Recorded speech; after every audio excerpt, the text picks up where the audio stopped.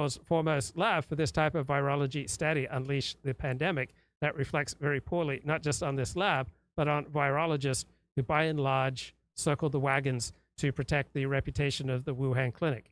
The year before the outbreak, the Wuhan Institute, working with U.S. partners, had proposed creating viruses with the defining features of what became known as COVID.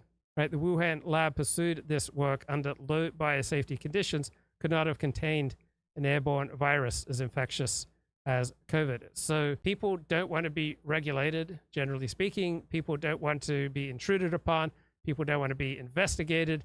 And people don't want to jump through all sorts of hoops to do the things that they want to do. The hypothesis that COVID came from an animal at the Hunan seafood market in Wuhan is not supported by strong evidence.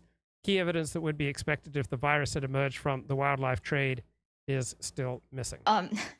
But what Bob Gary is saying is that in all of the years, even before the pandemic, the scientists who have been studying the wildlife and the bats all around that area and other parts of China have not been able to find any animals infected with SARS-2-like viruses, except for pangolins far down in South China.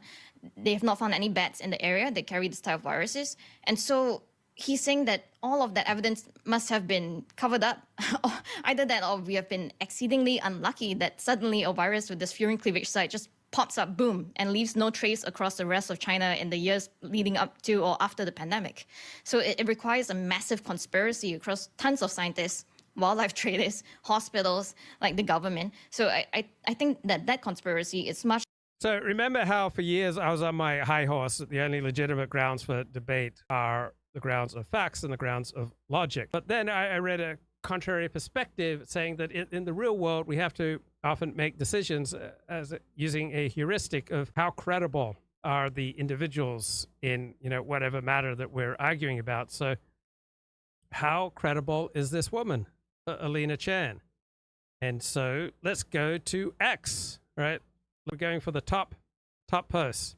So Peter Hotez trashes Alina Chan's New York Times op-ed. But I understand if New York Times Opinion wants to go into competition with Rupert Murdoch's News Corp and become the Wall Street Journal Opinion Light, it shouldn't do this at the expense of American scientists and science. Pick another topic, please. So who is Professor Peter Hotez? Now, he is not an expert either in virology. He's a pediatrician. He is a prestigious man. He served as president of the American Society of Tropical Medicine and Hygiene, founding editor of Neglected Tropical Diseases, right? Co-director of Parasites Without Borders. He's Jewish. He's a big advocate of vaccines, and he was a big talking head during the pandemic. So he warned about the dangers of misinformation. Oh, he said that contrary to popular belief, more younger adults than expected would be hospitalized due to the outbreak of COVID-19. And I believe he was right? Approximately more than 2,000 Americans under the age of 18 died from COVID. Right? In 2020, he warned against optimistic COVID-19 vaccine timelines, arguing that rushing could cause problems. August 7, 2020, he said that the U.S. can be affected by COVID-19 for years and years, even after Americans are vaccinated. He was right again. He blamed the federal government for not taking sufficient action to contain the spread of virus. Right, then we've got another scientist, Angela Rasmussen, who essentially argues that if you're arguing for the lab leak, you're being racist, concluding that this deletion was to obscure these sequences or there was some other misconduct requires the reader to also assume that Chinese scientists are inherently untrustworthy. It relies on racist stereotypes, right? I don't find that a strong argument. Alina Chan, Chinese government is not people of Chinese descent. Otherwise, can only predominantly white countries' governments be criticized without being racist? No kidding. But this doesn't invite us to criticize the government, and it's a known fact that the Chinese Communist Party suppresses info for reasons. This invites us to criticize the scientists and heavily implies it's because they aren't trustworthy. Where's the evidence that they are not? There's no evidence that any misconduct occurred here. These claims rely on racist stereotypes. And then virologist claims Angela Rasmussen. So she's a virologist, right? She's part of circling the wagons against this outsider, Alina Chan. I never argued that you or other lab leak proponents should be silenced. Just that those with legitimate expertise call BS where they see it. And those with legitimate expertise are those who her crowd says have legitimate expertise. Right? Peter Jacobs thinks that something's insane, but Peter Jacobs has no expertise in this area. It's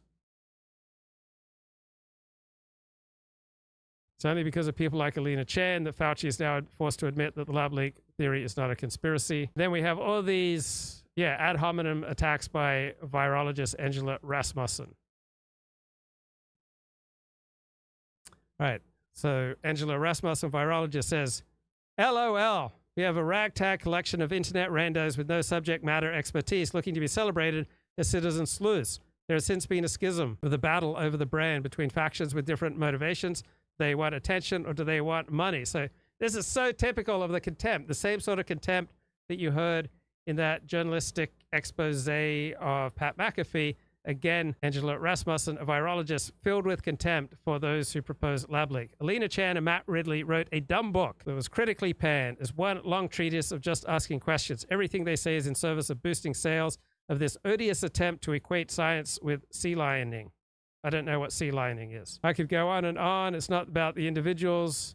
It's about their collective purpose to attack the scientific process that hinders them from advancing their own agendas. Again, so like that journalistic critique of Pat McAfee, he didn't follow a journalistic process. This virologist is complaining that lab leak advocates are not following virology scientific process. So when you see demands, people provide a bunch of self-interested bad actors with carte blanche access to their emails and explain their thought process. See it for what it is, a naked attempt to exploit public data for personal gain. Right. So virologists don't want their emails revealed to the public. Right. They don't want extra scrutiny. They don't want to have their privileges reduced.